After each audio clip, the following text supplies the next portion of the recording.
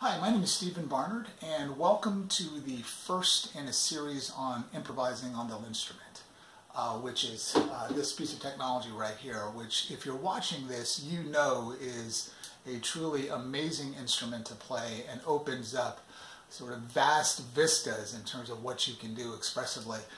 These videos and this introduction sort of right here are not going to be sort of explaining what makes the LinnStrument so special. I'm assuming you know that already. And if you don't, you can watch other videos that are easily accessible online that do a great job of showing that. This series is about learning how to improvise on the LinnStrument. And it is designed for people who don't have a lot of experience in music or don't have a lot of experience in improvising. If you are new to playing an instrument, you will feel welcome here.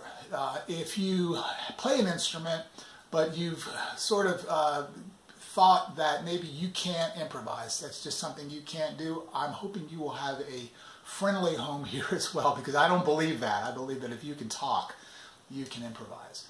I think the LinnStrument is an amazing instrument potentially for people just learning how to play music as a first instrument. I think it's fantastic for a number of reasons. And there are many different things you can do with it, and that's one of the challenges of it because it's so sort of open-ended. You can tune it in all kinds of different ways, and you can do many, many different things with it. So we're going to stick with the basic tuning. But there's been some really interesting discussions on the KVR forum about, the implications of different tunings, the implications of changing tunings or keeping a tuning, and I think all that is fantastic, and I applaud that and hope people do all kinds of explorations, and I can't wait to see what people come up with different sorts of approaches to it. But this is going to be sticking to the sort of default fourths tuning that the LinnStrument comes with for a number of reasons, which will become clearer probably as we go along. But as I said, this is going to be geared towards beginners. And in learning how to improvise, you have to learn a lot of things if you want to do it well, really. You have to learn theory about music, in my opinion. Depending on what kind of improvisation you want to engage in. The kind of improvisation that I'm talking about here is more along the lines of a rock musician sort of doing a solo or jazz musician improvising. It's not as much sort of abstract improvising, which you could certainly do on the LinnStrument. But if you're going to do more sort of focused harmonic and melodic improvising, it's very helpful to know theory. It's also very helpful to know have some ear training. It's helpful to know something about song structure, because you're usually improvising over songs and understanding how song structure works. So there's a lot to it, and we're going to take it very slowly and hopefully in a very friendly way so that it's not going to turn anybody off because it's a challenging thing to learn how to improvise well on an instrument and to really master an instrument. I'm going to be doing this along with you. My hope is that by the end, or a good way into this, you're going to have a lot of freedom to play different kinds of things. And I am going to be doing this as a two-handed approach. This doesn't mean that if you only want to use the LinnStrument with one hand mainly, that you won't get anything from it, but it is going to be based on a two-handed approach. It's also going to be based on limiting what you do to begin with and then slowly building up, because in my opinion, the freedom to sort of improvise only makes sense within the context of constraint. Without any constraints, freedom can rapidly turn into sort of chaos, particularly if you don't really don't have much experience playing an instrument. And chaos isn't necessarily a bad thing, but if you're not looking for that, if you're looking for a more focused ability to melodically and harmonically emphasize, that's what we're going to be doing here. And in this approach is going to be about very much limiting what you do right away. So these early lessons are going to be very simple, and then we're going to build on them. And the method should become clear as we go along. So another thing I wanted to mention was that Fontaine Burnett, who is a great musician, is going to be doing a series that's complementary to this one, likely for more advanced players who play other instruments and are coming to the LinnStrument. So hopefully they're going to be complementary, and we may do some stuff together down the road. And I also hope that this will encourage so many of the other great players out there to do videos themselves about what their approach is and how they approach things, because it's amazing when you watch the variety of people who play this instrument. It's only been around a few years now, and it's an incredible variety of approaches. And so I would love to see videos by a number of people that are out there sort of detailing what they do. One idea Fontaine and I had as well is to do interviews with people possibly about their approach and their setups and stuff. So hopefully this will be a fun journey for everybody. I don't think I've forgotten anything here, but there should be more than enough time as we go along to remember anything and get it in there in a future video. So I'm going to now switch positions here and start on the lesson. Thanks for watching, and I really hope if you're watching this and have made it through to this point that you're going to get something out of this. Give it time. That's the one thing I would say. And one other thing to note, oftentimes when people begin to improvise, begin to try to sort of write music spontaneously, which basically is what improvising is, voices come into the head. I can't do this. Who thought I could? Why did I think I could ever do this? Is stupid. Try to suspend those voices as we do these lessons, and I guarantee you that's something that pretty much everybody who's ever engaged in any kind of creative discipline knows about, is that those voices aren't very helpful usually. So that's one thing to note. If you're new to an instrument or playing this for the first time or trying to improvise for the first time, don't let those internal voices dissuade you. Keep at it, and I guarantee you, if you keep at it, after a few lessons, you're going to see that you're beginning to improvise, and I think you're going to get excited about the process. So thanks for watching, and we'll switch cameras now and get the lessons going. All right, so we'll get going with the lesson here. We're going to try to keep it pretty short. And as I mentioned, what we're going to do is limit the area that we play on. And so we're going to keep it in a pretty constricted area. But before we talk about that, for those of you who are completely new to music, you're probably aware that, a melodic line, say melodies, consists of individual notes. And on the LinnStrument, those notes are in each of these squares represents a note. And if you see the lights on my LinnStrument, the bright ones are the note C. And what we're going to do is start the area that we work on here and extend it out to here and go one row up. So this area here is what we're going to keep it to. So it's C. Now that note is D, that note is E, that note is F, that note is G, and that note is A. So within that 10-note square, those 6 notes are the only ones we're going to play for these first couple of sessions. But there's quite a bit you can do with those. And the other thing is, if you're sort of unfamiliar with the LinnStrument, you can see that the notes there's a C there and there's a C here, which is 1 octave up, 1 octave higher. So what we can do is play melodies in this hand. It's basically the same notes, just an octave higher, and those 10 squares there, we're using those 6 notes that are lit up. And we're going to play the melody in this hand and the chords in this hand. And you'll see what I mean in a second. Now, again, for those of you who are completely new to music, chords just mean multiple notes played together. So a chord can be any combination of 2 or more notes. For what we're going to do is start off with 2 chords. First one is probably the most famous chord of all, probably C major. And C major consists of C, which is this note here, E, which is this note here, and G, which is that note there.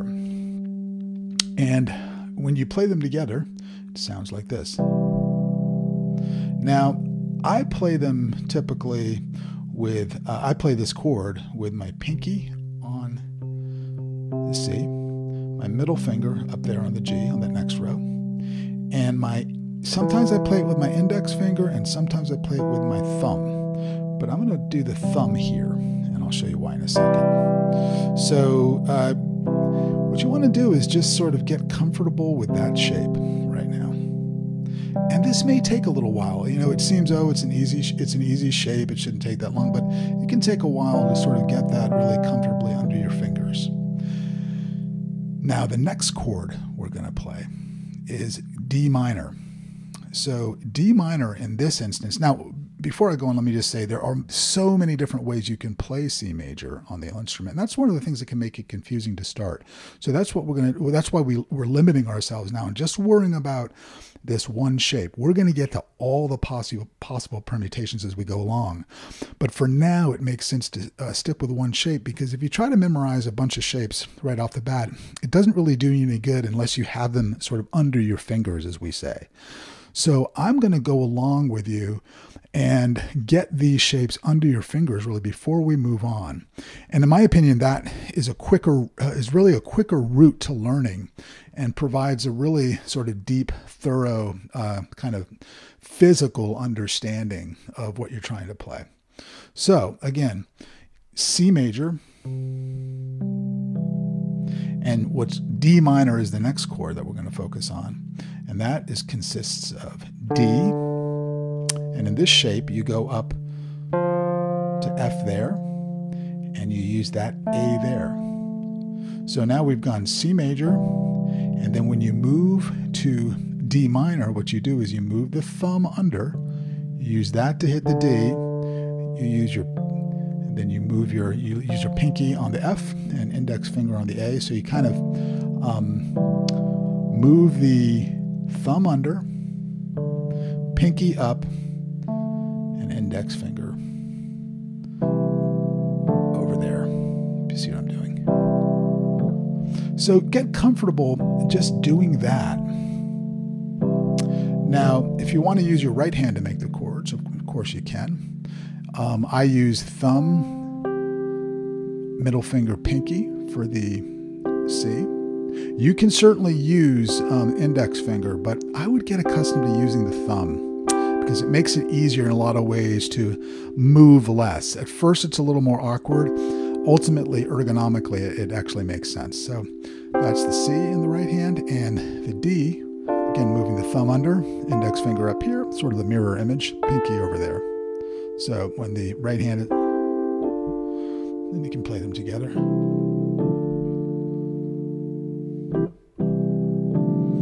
Whoops. So just get accustomed to the feel of those chords under your fingers. And you can, spend quite a bit of time doing that. And even though, it's not sort of scintillating necessarily,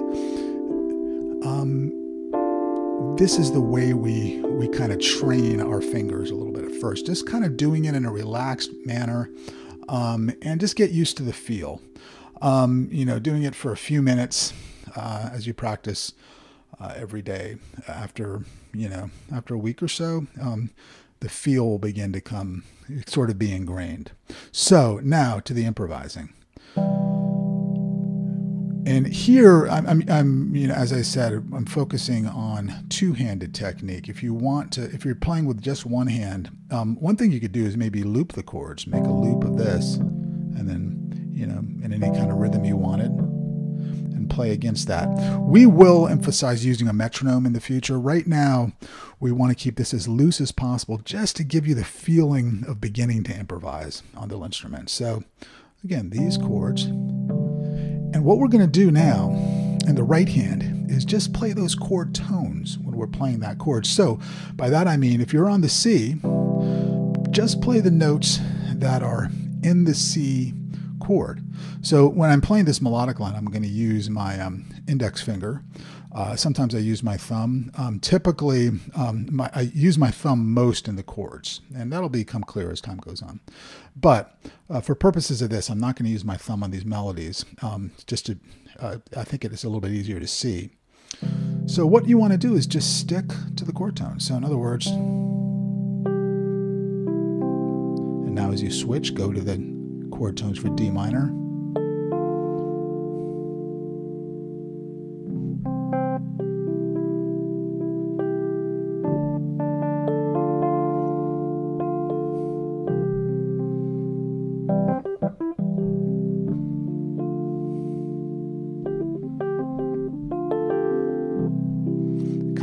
there a little bit. But just stick to the chord tones as you're playing here. We'll certainly advance. You could actually use any note in this grid right here if you know how to use them effectively, but it's the best way I've found to start improvising is to focus on the chord tones, because you never go wrong that way. And they are very, very helpful in all kinds of improvisation. So that's why I'm starting with the chord tones as opposed to scales, but we will learn scales, many scales, as this series progresses. So again, just get used to that feel of going back and forth between the chords, particularly if you're doing two-handed technique. And in the right hand, when you're playing a chord, just play the notes that are in that chord. And if you're totally new to improvising, start off with just one note. So you're in C. Just play that C. And then the D. This is improvising. It may not be scintillating improvising, but it's improvising nonetheless. And this is how you learn, starting off very slowly, getting a feel just for what it feels like, what it sounds like to play those chord tones. And soon, you know, you're going to be ripping it up all over the place. But this is how we'll begin. So, over the next little while, just do that. Play those chords, play those chord tones, get a feel for what it feels like under your fingers. And there's a lot more to come. This is just the beginning, but this is a crucial foundation, and you'll see we'll build step by step. We will learn a bunch of chords. We're going to learn, you know, how to play against them. We're going to learn scales. We're going to learn all kinds of things, but this is just the beginning. So I hope you enjoyed this this first lesson, and I'll see you next time.